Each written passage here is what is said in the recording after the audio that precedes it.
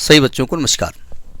हम बात कर रहे हैं सिंगेज कैलकुलस की, जिसका चैप्टर 10 डिफरेंशियल इक्वेशन की बात हो रही है, जिसकी कंसेप्ट एप्लीकेशन एक्सरसाइज 10.5 की हम बात कर रहे हैं।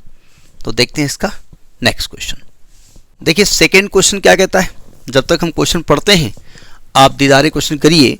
क्वेश्चन कह रहा है solve the differential equation dy by d x is equal to 2xy upon x square minus 1 minus 2y। क्या लफड़ा है?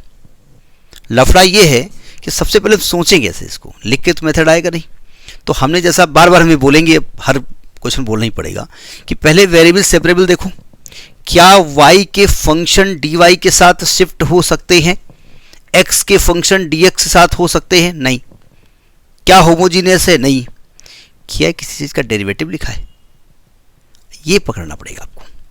तो पहले तो मुझे मालूम नहीं है, हम फिलहाल तो क्रॉस मल्टीप्लाई कर देते हैं और इसको पकड़ने की कोशिश तब करेंगे।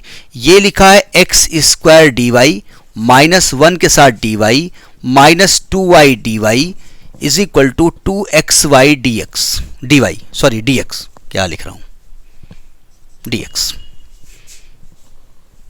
अब जरा थोड़ा सा दिमाग लगाइए। देखिए मेथड कोई नहीं है, बार बार हम कहते हैं हमारा एम ये है कि इंटीग्रेट हो जाए, किसी भी तरीके से इंटीग्रेट हो जाए।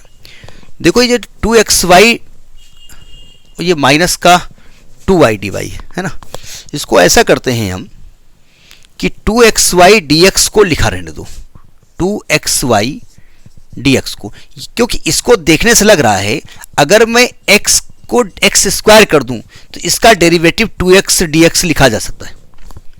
अगर मैं x स्क्वायर का डिफरेंशिएशन करता हूं तो उसका डेरिवेटिव 2x dx लिखा जा सकता है ना, और उसके साथ इंटू y लिखा हुआ है। तो ये एक्चुअली में d ऑफ y बाहर रहेगा, ये d ऑफ x स्क्वायर लिखा हुआ है। ठीक है, अब सिंपल सी बात है कि d ऑफ x का कहीं है तो d ऑफ y का भी कुछ होना चाहिए।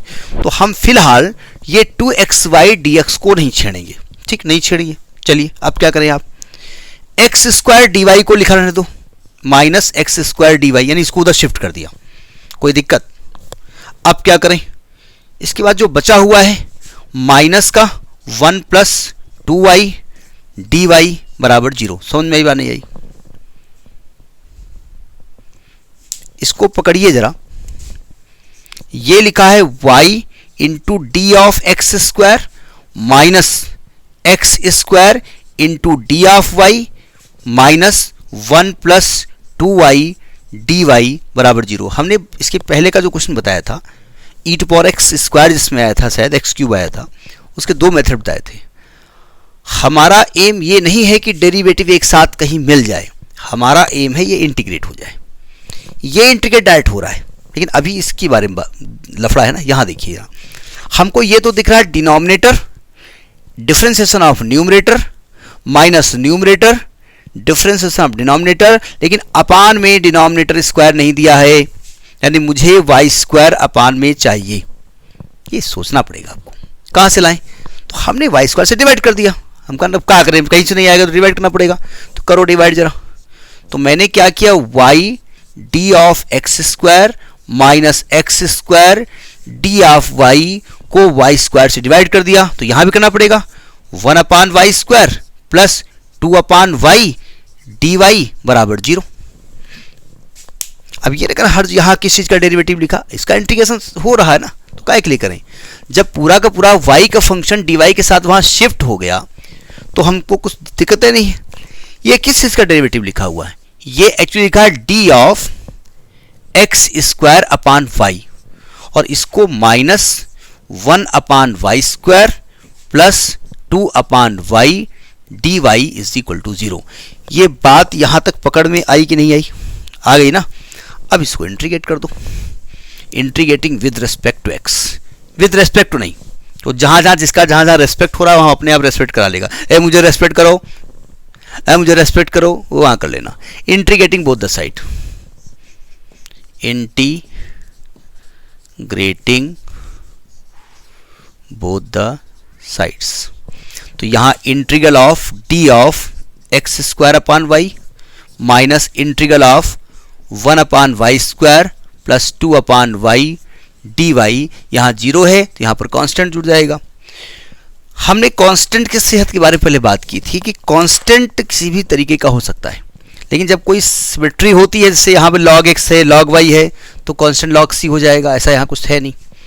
तो इसका इंटीग्रल क्या होने वाला है, केवल एक्स स्क्वायर अपान वाई। इसमें इसको कैसे करेंगे, वाई पावर -2, तो Y power -2 + 1 upon -2 + 1 + 2 1 upon Y का log y is equal to constant. अब थोड़ा कैलकुलेट कर दो, X square upon Y minus ये -1 आएगा तो -1 upon Y plus 2 log y is equal to C. या तो आंसर को यही छोड़ दो, या हम देख लेते हैं बुक जिस फार्म में आंसर ला रही है उसी फार्म में इसको छोड़ दें, एक्स स्क्वायर अपान वाई, ठीक है लिखा रहने तो क्या दिक्कत है। ये इसको उधर शिफ्ट कर रहे हैं, काय को शिफ्ट करें भाई, यही आंसर वो इसलिए शिफ्ट कर रहे होंगे तो सी बेचारा अकेले वहाँ पर अकेलापन महसूस कर रहा होगा, तो उन्होंने कहा भैया उसको शिफ्ट कर दो, तो मैं लिखे दे रहा हूँ फिलहाल। तो ये आपका आएगा X square upon Y is equal to -1 plus उधर जाएगा -1 upon Y plus 2 log y plus C, ये आंसर हो गया। log जब लिखा होता है तो हमने बताया था कैलकुलस में बेस हमेशा ई होता है और स्टैंडर्ड बुक में ln y लिखा रहता है, तो ln y को कंफ्यूज ना होना, ये नेचुरल लॉगरिथम होगा। जेई वगैरह में log लिख करके नहीं आएगा, 90% ln लिख करके आएगा, वहाँ बेस ई होगा, ठीक है। तो ये क्वेश्चन नंबर 2 है of 10.5। Next in the next video. नमस्कार।